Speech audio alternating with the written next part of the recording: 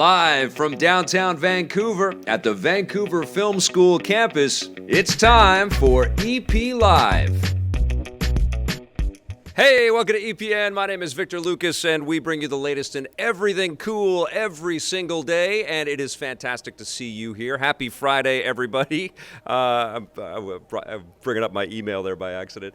It's good to see you. Hope you've had a fantastic week. We've got a very, very busy and packed show for you today. We are trying to get everything completed before we get into the Rocket and Ray Gun Awards, and speaking of which, we are on the road to the Rocket and Ray Guns today with a look at the best games of the decade. And it is an exhaustingly long list, so with your help we will pare it down, and we will give away some Rocket and Ray Gun Awards to the best games of the last decade as well as from 2019. So we've got a lot of work to do together, okay guys?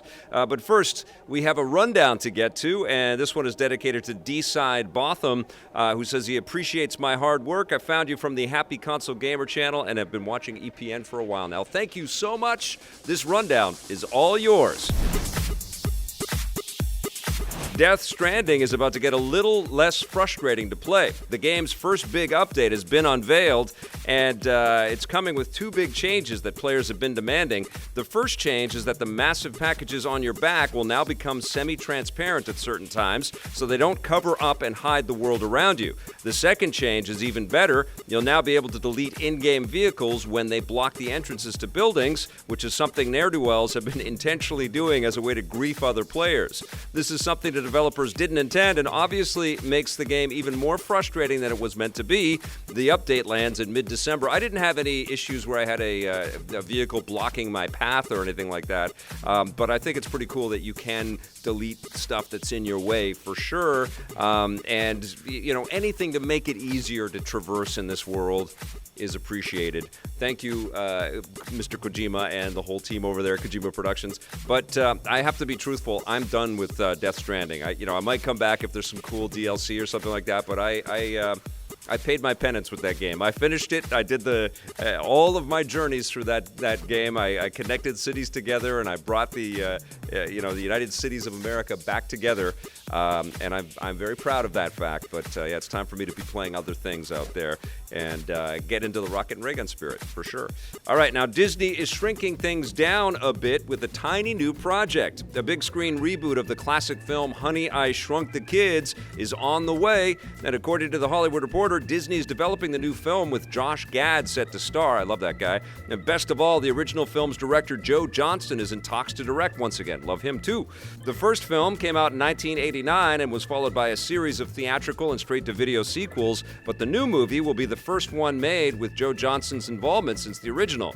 No word yet on when shooting might begin. Joe Johnston, of course, also did the Captain America First Avenger, and he also did The Rocketeer. He was part of the Raiders of the Lost Ark kind of lineage and worked with Lucas and Spielberg. Fantastic filmmaker, great, aesthetics, great idea of how to put the image together to make interesting-looking movies. And if anybody remembers that first Honey, I Shrunk the Kids movie with Rick Moranis, it was phenomenal. It was so funny. And it would be great if they found a way to get Rick Moranis back into this thing, because I know one of the coolest things that he did is that he retired from being an actor and went to raise his children. It's an amazing story. If you haven't heard anything about why we haven't seen Rick Moranis in a long time, read up on that. The man is a legend. Really cool, and I appreciate so much that he gave his life back to his kids like that. That's really cool. But I love that this project is coming together. It is one of these evergreen kind of ideas that can be revisited over and over again. Usually, I'm a little averse to the remake-itis that Hollywood seems to have, but I think this one actually makes a lot of sense, particularly in the era of the Disney Plus kind of streaming platform. If this is successful, I could envision something like this with this technology and this kind of sense of humor and zaniness as a series that might end up on Disney Plus, which could be really cool.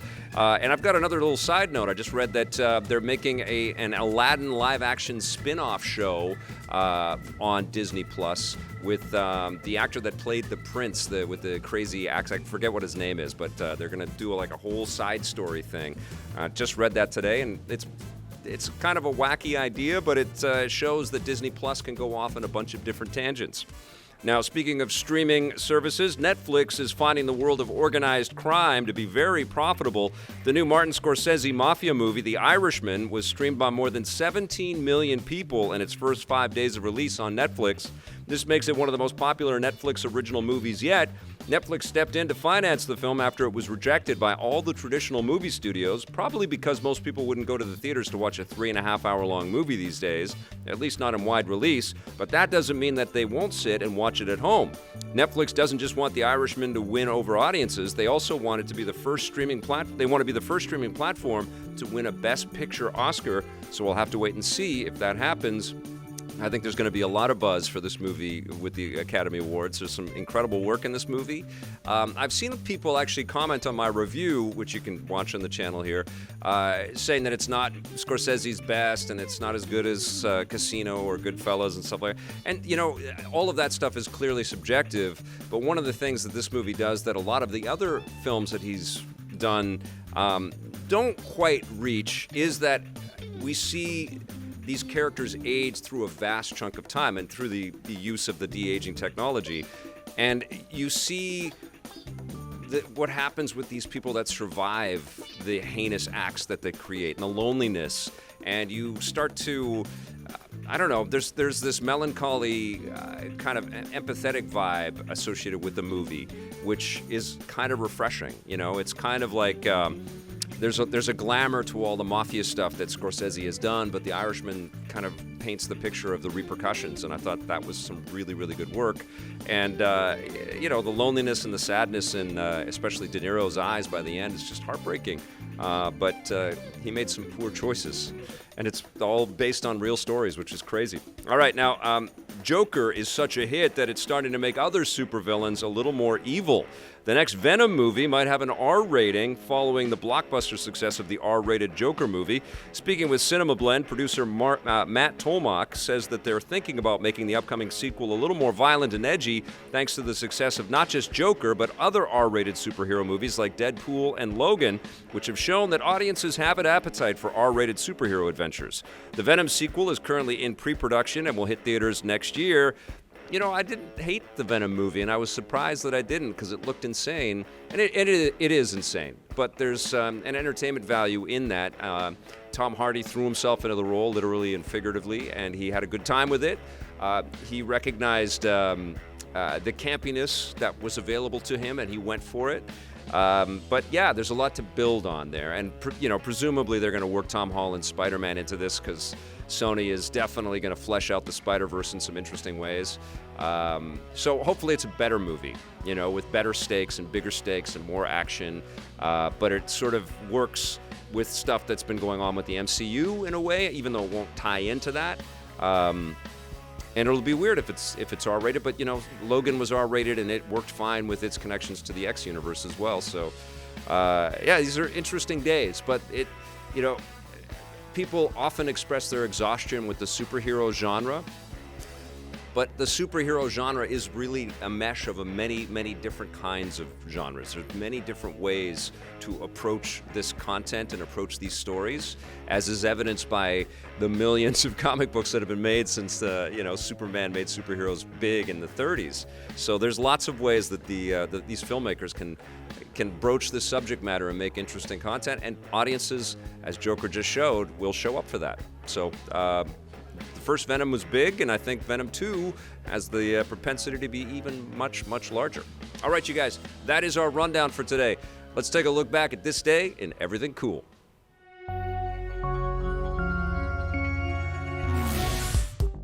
Welcome to This Day in Everything Cool for December 6th. On this day in 1992, Japanese gamers got to ride their chocobos into a new kind of fantasy. Square released the RPG Final Fantasy V on the Super Nintendo, or Super Famicom in Japan. It took many of the tried and true elements from the previous games and refined them. For starters, the character customization was much more in-depth, with particular attention paid to the job system. It had been introduced in Final Fantasy III, but this time around, players had a lot more jobs than ever before, allowing them to gain gain more abilities and then use them with a new kind of experience point system called ability points, which could be used separately from traditional XP. The active time battle system, which had debuted in Final Fantasy IV, was also greatly improved. It now had a gauge that let players know when a character's turn was coming up, which made the combat much more fast-paced and fluid. Final Fantasy V was a big hit in Japan, but sadly, Western gamers were left out. It wouldn't get an official release in North America until 1999, when it was ported over to the original PlayStation. Because Square had skipped 5 along with 3 and 4 in North America, the next game, Final Fantasy VI, was renamed Final Fantasy III for its initial North American launch. This is something that still causes confusion to this day.